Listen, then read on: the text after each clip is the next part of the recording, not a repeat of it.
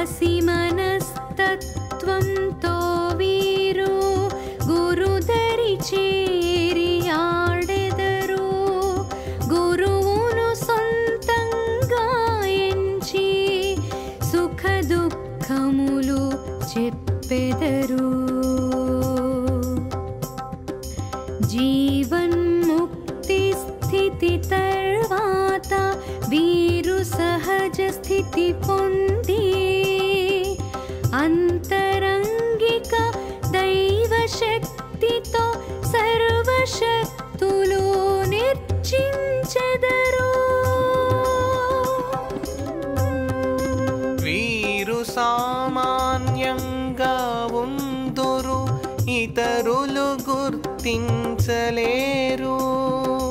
యోగులు సహజ యోగులు అరుదైన సులువుగా లీలలు చూపెదరు.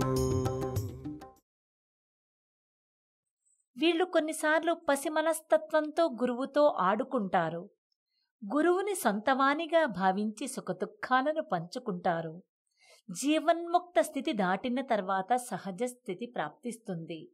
వీరి అంతరంగంలో దైవిక ప్రకృతి ఉంటుంది. వీరు సర్వశక్తుల్ని నియంత్రిస్తారు. సహజ యోగి సామాన్యంగా ఉంటారు.